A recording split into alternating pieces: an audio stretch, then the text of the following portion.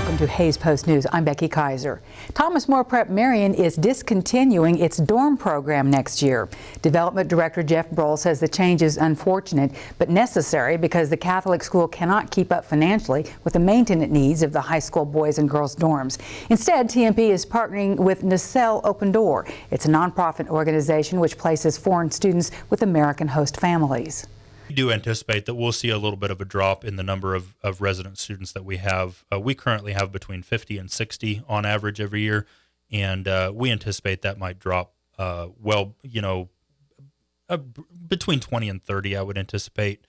So it'll drop about in half. We've got a lot of the kids that they've been coming to the school for a year or two now, and they love the school, they love the teachers, they love the atmosphere, and they've decided that they want to either finish out their school years at TMP Marion, or even we've got some siblings that are younger siblings that their older siblings are currently here or have gone to TMP, and they want to attend TMP Marion too. So I think the issue is not going to be lack of students that are interested in attending a host family school, but we're hoping to get a few more host families that we can maximize the number of kids that want to attend.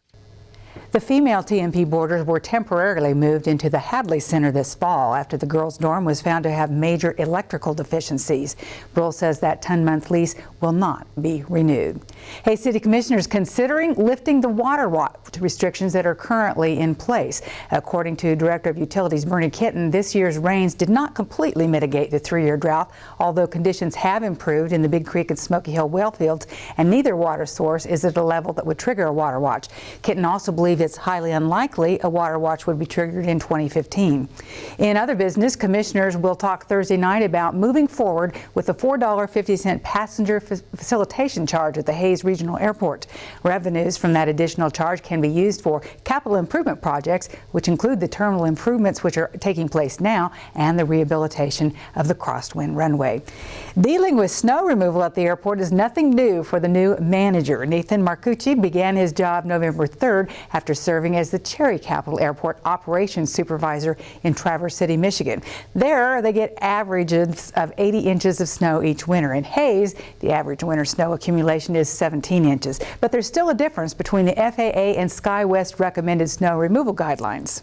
Where do you start plowing at? At what depth do you start plowing at? And that's something that, as an airport manager, I'm going to make that decision with my maintenance person. His name's Rick Hines. He's a very good person. He's got a lot of experience here, and I like working with him a lot. And sometimes it's going to work out, and sometimes it's not going to. We don't have the equipment that I think that we need. One of my goals here, it's not going to happen for quite a bit because it takes a little bit to get the funding for it. But I think, if we got an airport sweeper, then that decision would be a lot less. Airport sweepers do a lot of, instead of plowing and creating ice, because sometimes when you plow, you create ice and you leave it behind you. Yep. A sweeper will sweep that dry snow off, and it'll decrease the chances of icing. So that's one of the things I'd like to do. But in the meantime, I got to just do my best with the equipment that I have and the knowledge that I have.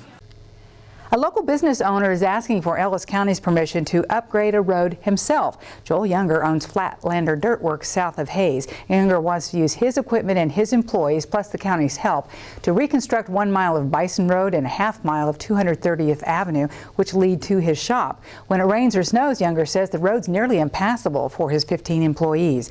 Public Works Director Mike Graff says that section of road is on the list to be upgraded, but there are a number of similar roads.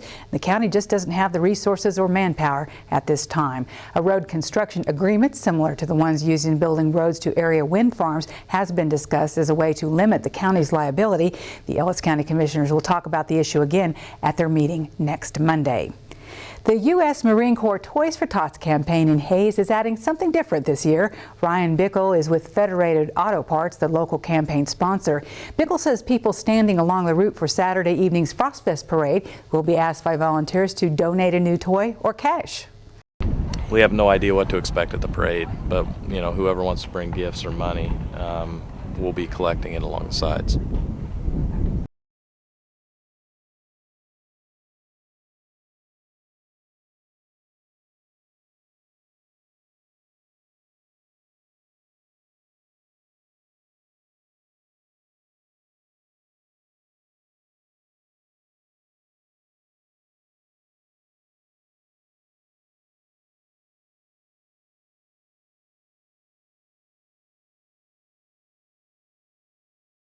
Need to get your home in shape for the holidays? Miller's of Claflin isn't just the best selection in furniture, but also has the best selection in flooring. Come in and explore your options. Hardwood, laminate, luxury tile, ceramic, carpet, countertops, and much more.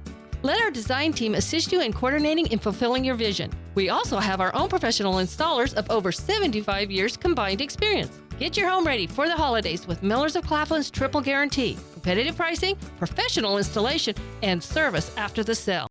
It starts your morning with the forecast, then watches your energy use all day.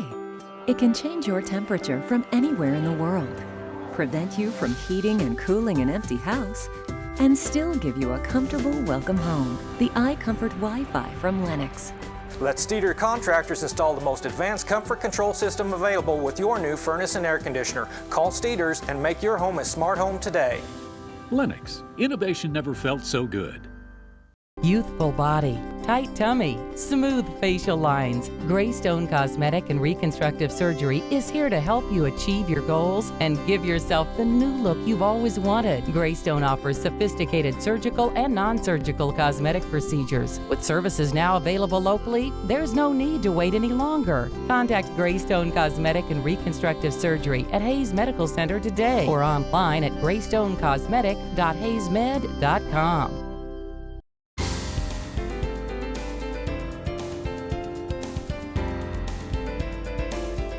This is a news update from the Salina Post. The Kansas Dental Charitable Foundation is planning to host its 14th Kansas Mission of Mercy Free Dental Clinic at the Salina Bicentennial Center February 13th and 14th, with clinic doors opening at 4:30 in the morning both days. There are no appointments or reservations, and patients will be seen on a first-come, first-served basis. Treatment options include fillings, extractions, and dental hygiene. Organizers plan to treat an estimated 1,800 patients during the two-day dental clinic. Support for this project comes entirely from donations and grants and uses no state or federal funding. Local coordinators are making contact with the community to gain both monetary and in-kind support for the project, as well as recruiting hundreds of community volunteers necessary to make the Kansas Mission of Mercy a success. This project will cost nearly $140,000, but will leave behind approximately $1 million of donated dental care in return. The clinic will include an estimated 75 dental chairs and expected to nearly have 1,000 volunteers consisting of dentists, hygienists, dental assistants, medical personnel, and community volunteers will donate their talents to treat the patients. A state economist says Kansas has regained the private sector jobs it lost during most of the recent recession, but has seen a shift away from employment in manufacturing. Kansas Department of Labor senior economist Tyler Tenbrink also said the wages haven't rebounded fully from the recession when adjusted for inflation. Tenbrink reported on employment and wages during a meeting of the council advising Governor Brownback on the economy. He said manufacturing jobs have been mostly replaced by jobs in professional and business services. Tenbrink said the state would see a continued growth in private non-farm employment for the next 6 to 12 months. Brownback successfully pushed a personal income tax cut in 2012 and 2013 to stimulate the economy, but the state now faces budget shortfalls. Kansas has lost another legal skirmish in its efforts to salvage the state's battered ban on gay marriage. The 10th Circuit Court of Appeals has rejected the state's request to convene the full court to hear its appeal of U.S. District Judge Daniel Crabtree's order that the state allows same-sex marriages. The latest procedural development from the federal appeals court in the case has little practical effect because the U.S. Supreme Court has already refused an emergency request to block Crabtree's order. It means that, as usual, a three-judge panel of the 10th Circuit will hear arguments over the preliminary injunction issued in the Kansas case. Also, the U.S. Supreme Court is widely expected to resolve soon the question of whether state marriage laws excluding same-sex couples are constitutional. Well, Kansas is part of a 17-state coalition suing President Obama's recent announcement on executive actions on immigration. The states argue in a lawsuit that was filed that the move tramples key portions of the U.S. Constitution. Many top Republicans have denounced Obama's unilateral move, which was designed to spare as many as 5 million people living illegally in the United States from deportation. But Texas Governor-elect Greg Abbott took it a step further. He filed a formal legal challenge in federal court in the Southern District of Texas. The states aren't seeking monetary damages. They want the courts to block the president's actions.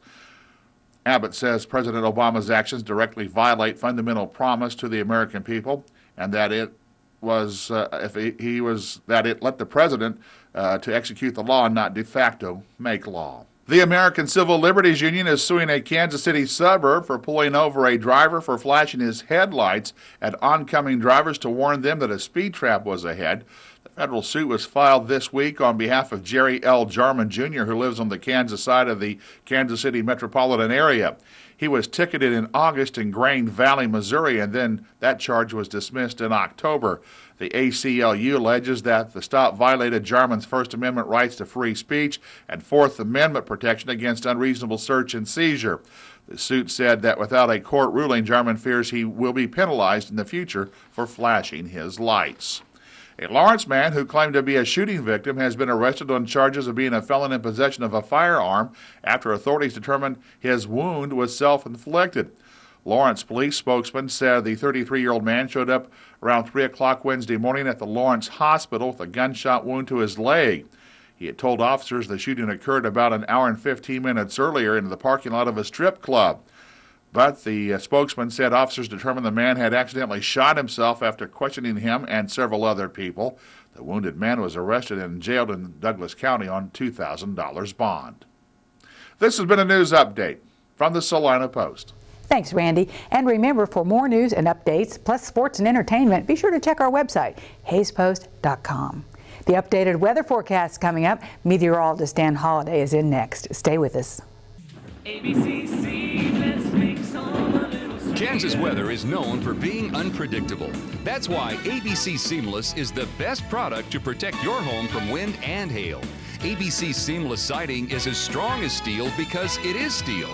Don't settle for products that won't last. Visit our website at www.abcseamless.net. ABC Seamless. Better products, better installation, better warranty. Have you heard about the best kept secret in Hayes? Hi, I'm Treva Benoit, Director of Cedar View Assisted Living. Let's find out what our residents have to say. The staff is absolutely precious. I've been at Cedar View for 11 years and I'm happy. I really like the activities at Cedar View. The staff is very able, they're all well trained, and I just love them all. Cedar View is owned by individuals that live in Ellis County and are committed to Hayes and its surrounding communities. Cedar View Assisted Living, the care you need, the home you want.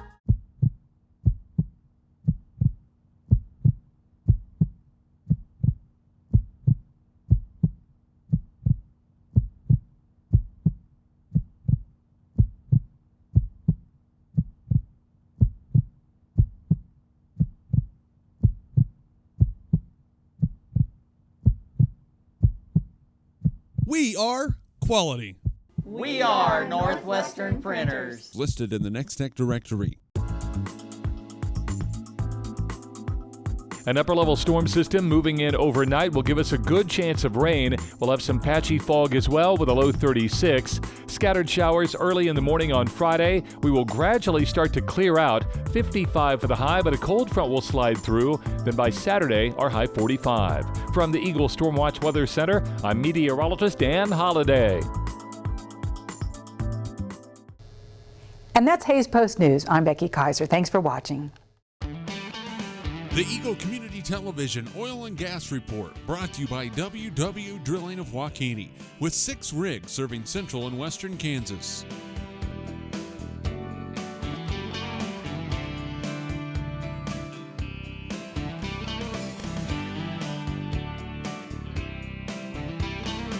The Eagle Community Television Oil and Gas Report, brought to you by WW Drilling of Waukene, with 6 rigs serving central and western Kansas.